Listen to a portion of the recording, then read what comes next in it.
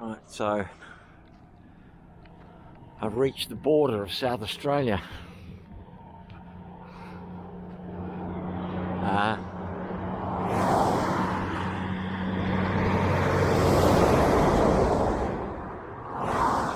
So this side of this signpost, it's 11 o'clock, but when I cross over,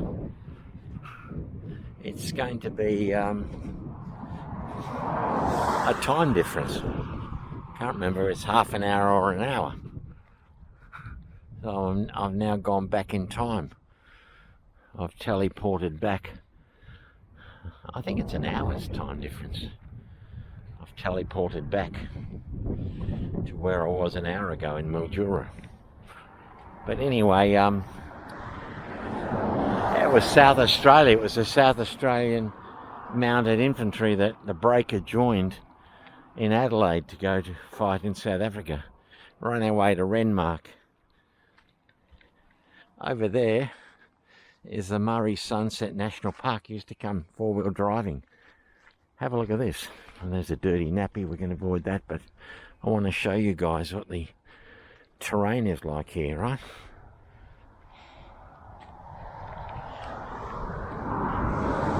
This thick sand.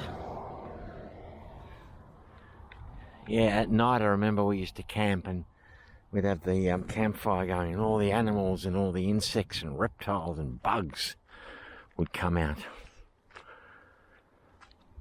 So yeah, I mean, we're a long bloody way from where the breaker worked in Queensland, and then we know he was in Gunnedah in outback New South Wales. That's a bloody long way from here. How he got to South Australia, was it horse or did he take trains? We know he was in Melbourne, in Victoria, so maybe he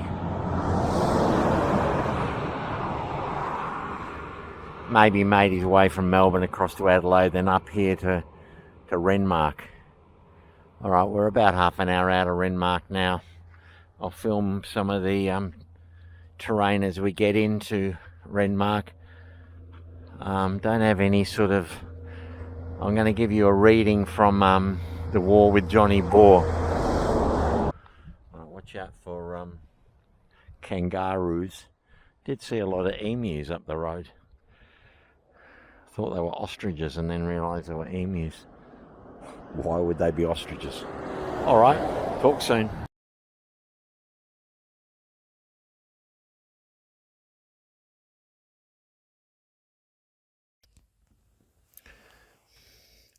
The New South Wales Imperial Bushmen and the 4th New Zealand Rough Riders were part of Major General Babington's column, and on the 7th of March 1901 they had relieved Lichtenberg when commandos under Smuts and Sellius attacked the garrison. There they were driven off.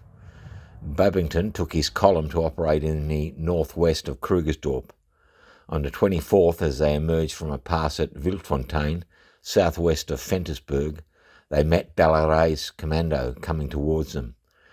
They simply charged and in the process captured the Boers' convoy, 2 15-pounders, 6 Maxims and a pom-pom. It was a stunning victory. Lieutenant J.R. MacDonald of Coleraine, Tasmania, who was serving with the 4th New Zealand contingent in South Africa, wrote a graphic account of the incident. Quote, "We reach the top of the rise and find the advance guard dismounting and firing at the enemy, who are now dotted all along the next slope over 2 or 3 miles in front. There is a Boer gun about 2 miles off, getting away as fast as its mules can gallop. We are cantering over the wide top of the rise when Colonel Grey gives his order. 'Go on and take that gun! New Zealanders to the right, Bushmen to the left. Increase your front to 2 squadrons each.' Our chance had come at last. Down the slope we gallop, racing for the Spruit, when suddenly from behind us comes the welcome sound, the pom-pom, pom-pom, from a gun which protected us as we advanced.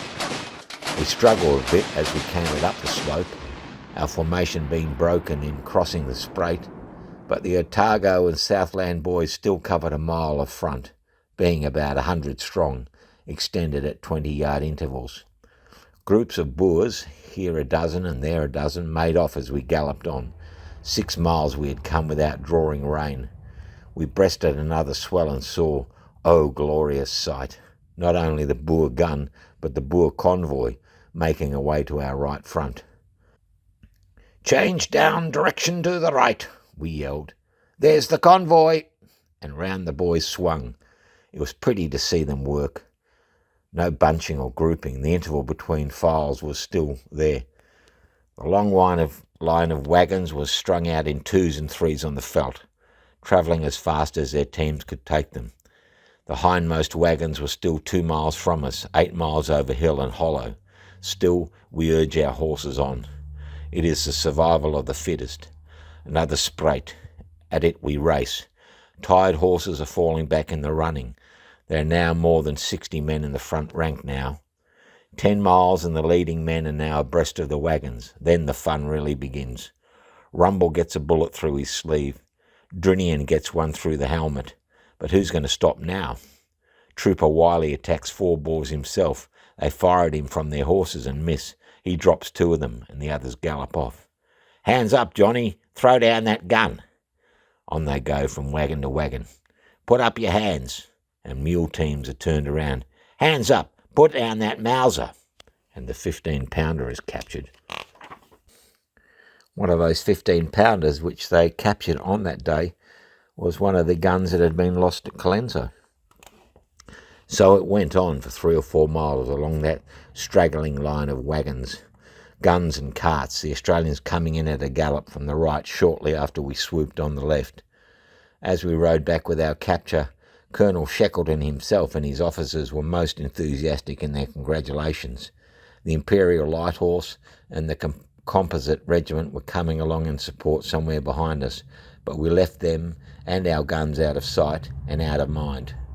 The afternoon was spent in reckoning on the extent of our catch, and the Provost Marshal's list finally showed 53 wagons, 24 Cape carts, 1 pom-pom, 2 15-pounders, 6 Maxims, 1 ammunition wagon, 198 rifles, 15,000 rounds of small arm ammunition, 300 rounds, 11-pounder ammunition, 100 rounds of pom-pom ammunition, hundreds of horses, mules, cattle, trek oxen and sheep, 8 Boers killed, 6 wounded, and 151 prisoners, and we had not had a single man hit.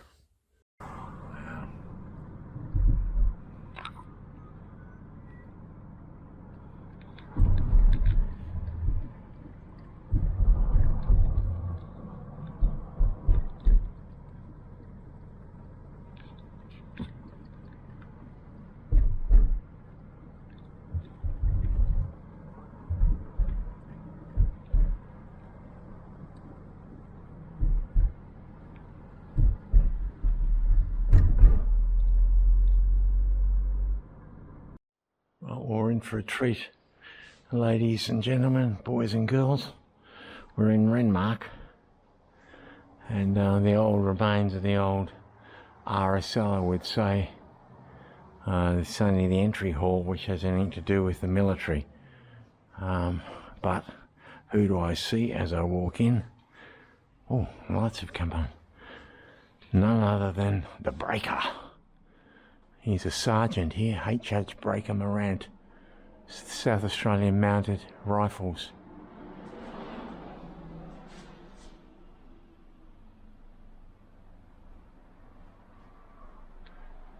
It does mention he was a dispatch rider for the flying column to Priska, took part in the engagements at Career Side in Kronstadt, Diamond Hill, that's where I saw him.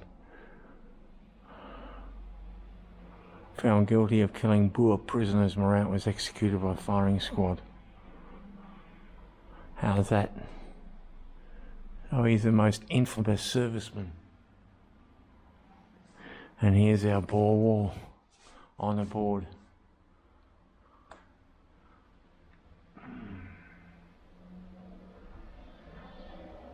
Oh, look at this. It's a mural for the Boer War. What it represents. 1, the Federation, that's the Federation. 2, the Rising Sun, oxidized copper. 3, the Breaker. Where is he? Where's the brute? Oh, he's not there. Oh, there he is. That's the Breaker. Right. King and Empire. That famous shot of him and his buddies riding off like that.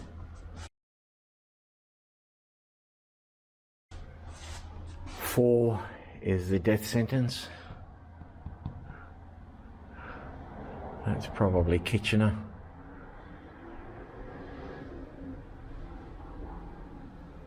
Oh well, it says he worked as a stockman at Paringa Station across the river. So we just come from Paringa.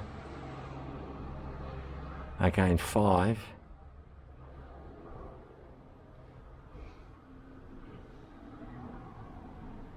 Is the soldiers who were sent to South Australia, to South Africa. 606 Australian soldiers died.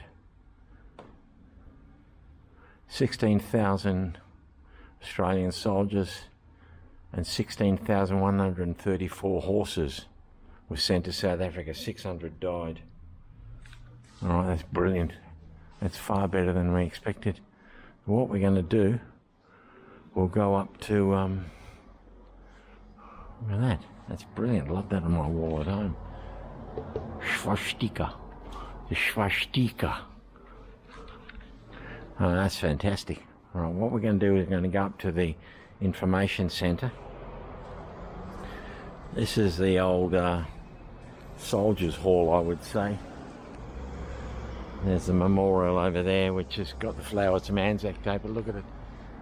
Soldiers' Memorial. Okay, well, we're already in luck. Far more than I expected. There's the mighty Murray. See the steamers, the river boats. I think you can come up here and hire a river boat, bunch of friends, hot tub, copious amounts of liquor, wife swapping if that's your thing, and paddle along this mighty river. But must have been a relief when the breaker came up here after a long dusty ride, maybe from Adelaide, to get to this big magnificent river. Fill up your tummy with nice cool chilly water. Alright, we're at the information centre, so let's go and see if they've got anything on the breaker. So the visitor centre was actually more productive than I at first thought. She was a bit out of her league, but she was very helpful. But she reckons that this is the hotel where the breaker rode his horse. Right? She says that there's a bar. It's got some information on him. But she also found the farmhouse where he worked. I didn't believe that. We've got to go back to Paringa. This is a grand old hotel.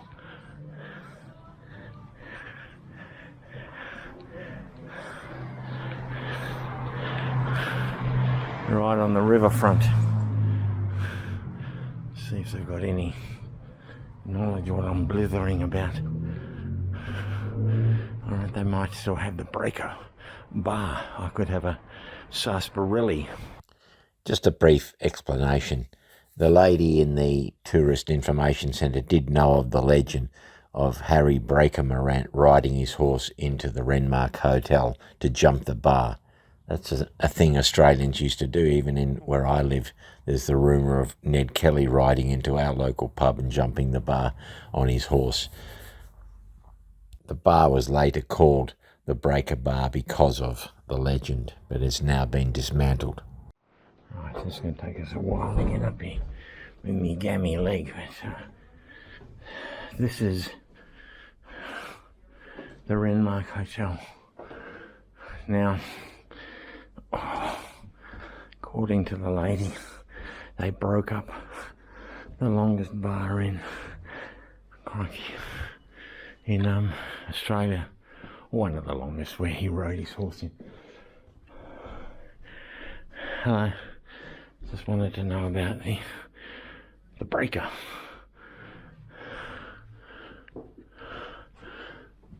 They're going to give us looks of how the hotel used to look.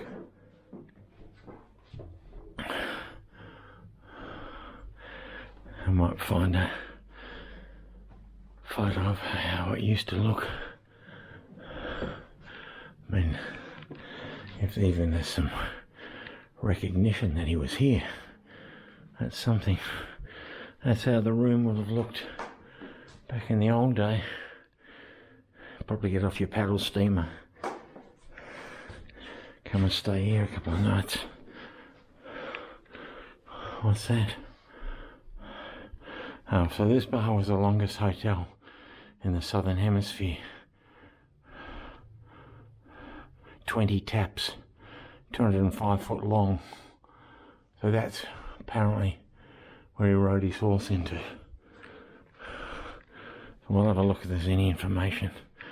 There's a young lady getting, it looks very art deco, all that stuff. If I find anything, I'll show you. I thought I'd film this bit as we approach. Take the next left to stay on Museum Drive. Okay. Thought I'd show you guys the approach to what a lady called Paringa House, which was owned by Breaker Morant's relative.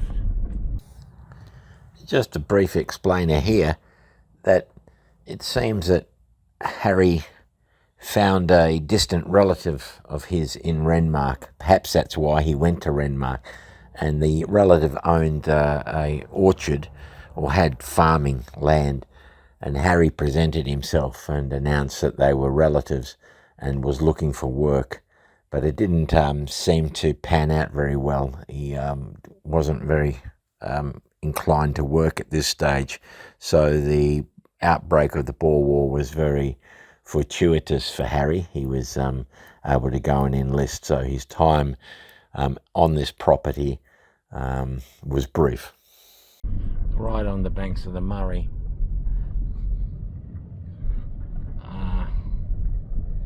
That's not what I've got written down in my research, but they might know. Now here we are. So it says Paringa House, established 1870. Wow. Oops.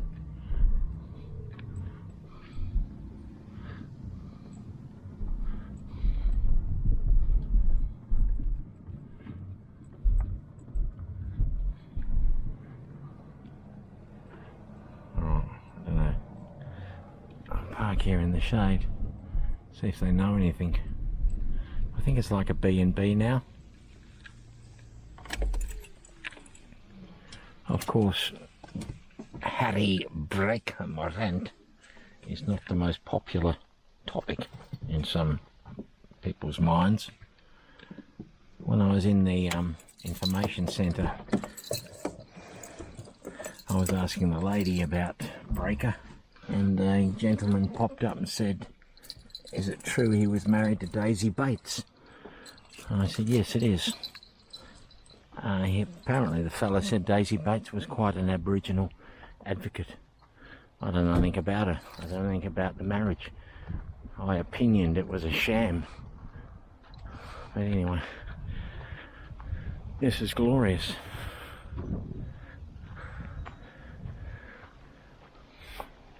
And this old mud brick house here may have been here when Harry rode up on his horse asking for work.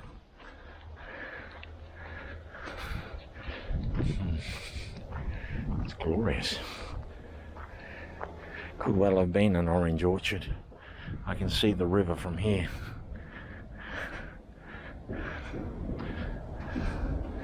Oh, I better turn it off in case they yell at me. If I find anything, I'll put it back on.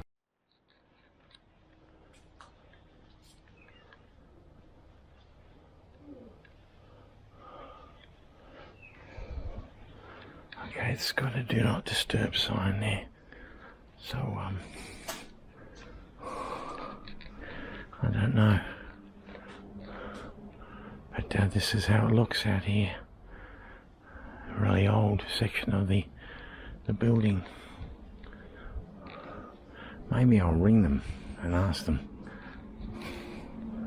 if there's anything to see, or they can tell me anything. That way, I don't disturb them. Oh, she might have seen me. No. The old patio, the porch, and had Harry sit there, telling him about his adventures in, Toowoomba and Queensland, and how he jumped the bar, and how he won the bet,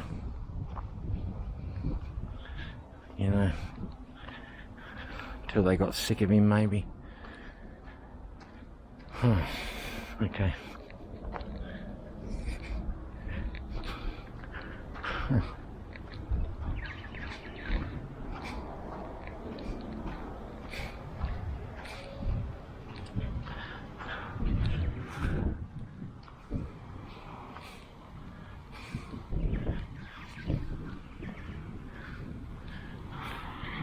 But gee, it's a long way from here to the Spelonken, where it all came crashing down. He must have had some good memories of being here. The river's just over there. You can't see it. We'll ring them and see what they say. Okay, well, I rang, parked here. I got a very elderly gentleman, and he sounded very tired. I told him I was a visitor and a YouTube entrepreneur hosting a channel for Boer War enthusiasts, particularly carbineers, and mentioned Morant. The tone dropped considerably. I said, is there anything to see, or could you tell me anything about his time here? He said, no, there's nothing, and it's closed to the public. And then the conversation went silent, so I let him go. But I'm still confused, because the name of the place I've got is Bangalore, the homestead, which was wooden stumps. But anyway, so I might pop in. I've got to go back to Renmark. I might stop again at the centre and just see if she's got anything on Bangalore, but I don't know. Probably not. I might be, I might have done it. Actually, we might call it quits, because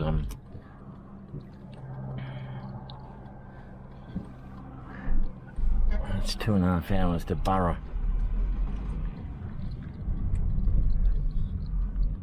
Alright, see how we go.